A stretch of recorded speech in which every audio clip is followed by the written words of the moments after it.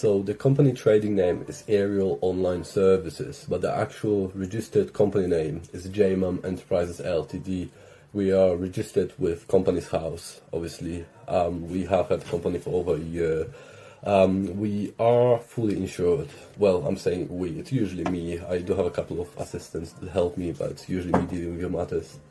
I am fully insured. I have purchased insurance. I have professional indemnity insurance, so you can be sure that if something goes wrong, which that hasn't so far, you will be insured and compensated if required, if the insurance covers it. What are my prices? I get a lot of questions like that. It depends, basically. Each case is individual, and I try and keep a structure, pricing structure that I use, but it mostly depends on the case that you have. If you have a case that's very complicated, involves a lot of research, etc., obviously it's going to cost more than a simple letter to the council or to utility company, etc. I usually charge per case, so we can agree that for example, if you have a service that requires multiple letters, multiple phone calls, rather than charging you for each call, for each letter that we have to send, sometimes we have to provide the same information more than once to certain councils, etc. And it just doesn't feel right if I send the same letter again, or a similar letter with the same information again, and charge you for creation of the letter. It just doesn't feel right for me. So I've decided that most of our customers are getting per service fee. So usually you would pay, let's say, 25% at the start of the service whilst you sign the customer agreement, service agreement and letter of authority. And yeah, once the original payment is received, sometimes I don't even ask for a deposit payment. It depends on the customer, it depends on the case. So if I receive the deposit payment, it's a non-refundable deposit, basically to cover all my work. And then once the work is done, I send you an invoice for the remaining balance. You get 7 days to pay the remaining balance. Obviously the deposit payment is up to you. I'm not gonna do any work before the deposit is in my account, simply because I need to have the money in to cover myself. Talking from experience, I have had most customers that I don't get a deposit. So for example, sending a letter to an employer, I wouldn't charge a deposit because there's not much work that I need to do beforehand. And then I write the letter, I send you the original draft, first draft, final draft, and once we agree it, once I send the letter off to the company or to the council, to HMRC, then I send you an invoice that you have 7 days to pay. The next question, am I GDPR compliant? Yes, I am fully GDPR compliant. I have done my GDPR training with my previous company that I was working for, and I have also followed up online. I've done GDPR training online. There's no certification as such for the online training that I've done. But yeah, I'm sure that I am GDPR compliant. I have done all the relevant checks. I've done all the firewalls, etc., data backup. It's all in place. It's all set up. It's very professional. Am I ICO registered? Yes. ICO is a UK organization that deals with personal data. So I decided to register with ICO last year, basically, just to make sure the clients are happy, they're covered, and I do everything how it's supposed to be, how the government requests it, how the government expects it. I know quite a few companies that they don't have the required, not even required, the relevant insurance in place. So for example, if you go to an office somewhere and they send a letter to the council and make a mistake, that can cost you a lot of money. If they are not insured, you would probably have to chase either the company, or if it's a sole trader, the actual sole trader for the money, which is very difficult. You have to go to a court, usually a small claims court. Once you get the judgment, the defendants, from my experience, don't usually pay straight away. They try not to pay in the first instance, or they try and delay it as much as they can. So what we do then is we basically send out a bailiff to attend the premises to take what they can, will it be a computer, a car, whatever, they can take it, they can sell it, and then cover your fees. So yeah, insurance is very important, because if something goes wrong, you make a claim, you get the money from the insurance company. That's what they're for. That's what I pay for, basically. Do I see clients face to face? Being completely honest, I tend not to. I try and avoid seeing people face to face. It's mainly caused by COVID, by the pandemic. I've had COVID myself. I'm clear now, I can go out and see people. But yeah, I choose to work from my office or from home and not see people. Everything that we need done can be done online now. If you need to sign documents, I can send you the documents as a PDF. You print it out, sign it, either scan it and send it back to me, or you can take a picture and send it back to me. Either one, I'm happy with. I keep it on record. I do tend to verify various clients. If I don't know you, I might ask for a copy of your ID. That's simply for my verification. That's also to be compliant with various regulations and my anti-money laundering regulation. I think that's all the questions we've had so far. If anyone has any more questions, please send them now. I'm not intending to stay live for an hour or so. I think 10-15 minutes is fine for the first time.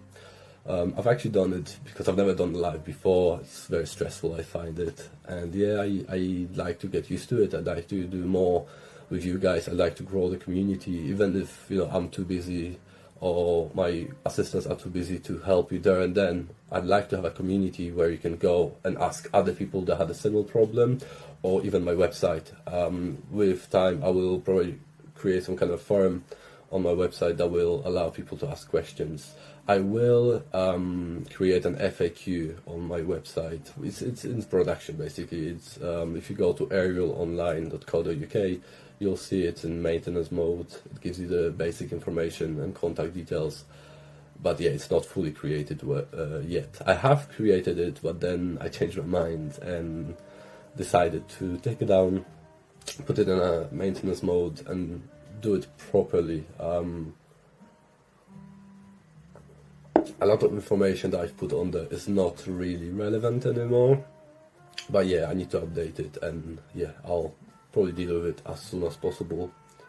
What are my prices? Again, my prices depend on the service. You can have one service for two different people. From experience, I can tell you that we never get the full story. So people that do come to me, try and give me the full story, but it's not always possible. People don't keep notes, people don't keep a record of all the contacts they made with, let's say, a council or a company. It's proves difficult, especially that with councils and utility companies, they have time for everything. So if you ask them for a copy of the bill, if you speak to the right person, you receive it there and then via email. If you speak to the wrong person, it can take a couple of weeks to send it over. I've had experience with the council when I called and I was requesting a blank third-party authorization form, and they refused to send it to me, saying that it's GDPR. They cannot send me a blank form for a customer of mine due to GDPR, which is complete rubbish. So yeah, it all depends on the case. It all depends on the customer and how much information we get. But I try, I do my best to be fair. So if I've done a similar kind of work for one customer, I'm not gonna ask another customer to pay more for the same thing. I just don't find it fair. I do my best to treat everyone equally and fairly. So yeah, it does matter to me. If I've had a problem, I wouldn't call it a problem. I've had a client before that I had to reject simply because I've had a problem with the client before. I was kind of abused by the client, and so yeah, don't get offended if I reject your custom. I simply, first of all, I'm quite busy, and if I do something, I do it properly. If I offer you my services, I'll make sure I do it to the best of my abilities. If I cannot do it as well as I wish I could, I'm not gonna take the job on.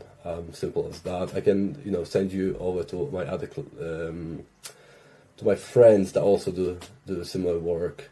But yeah, I unless I'm certain that I can do the job, I can do the work you expect me to, I will not take on the job. Anymore. Prices. It depends. All the pricing depends on the job. I can tell you, that I charge the minimum of, let's say, £40 for a letter. I won't go below that because, first of all, whenever I do provide services for clients, even a simple letter, I tend to do my research. If it's an employment matter, I contact ACAS, I contact senior advice, whoever I have to contact to get the relevant information, relevant advice. And yeah, I don't think £40 for a letter is a lot of money. You might do, but yeah, if you think about all the costs, about all the money that I have to put into the business, even equipment, paper, all the printing costs, all the marketing costs, hiring an office, because I'm intending to hire an office quite soon. Insurance, all the ICO registrations, training, etc. It costs a lot of money. You wouldn't think how much it costs, but you have to pay for insurance. You have to pay for ICO registration. You have to pay, an accountant if there's a big job that needs to be done. Yeah, another question I can just see now. Am I an accountant? No, I'm not an accountant. I don't pretend to be an accountant. I'm not a solicitor. I don't, say that I'm not a solicitor. I don't have the qualification. I don't have the right to call myself a solicitor, a barrister, or, an insurance broker, for example. I can introduce you to people that I've used before, to the companies that I've used before. It's not a service that I provide. It's simply because I've used certain companies or certain advisors before, and I was happy with the service. If I know that they can do a good job for me, I assume, and speaking to them, I confirm that they can do the job equally as well for my customers. If that's the case, I'm happy to forward the number to you, or give their business cards. I don't really have any business cards for my colleagues, but yeah. Any more questions?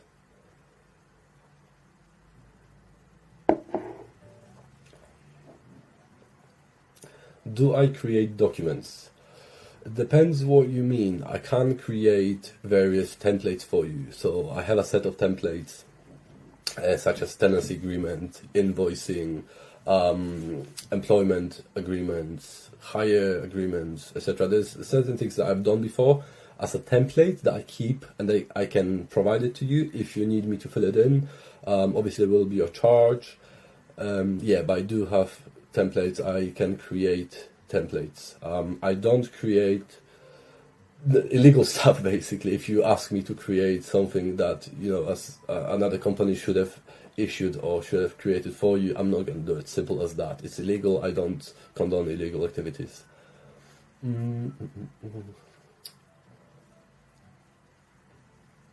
Quite a few people.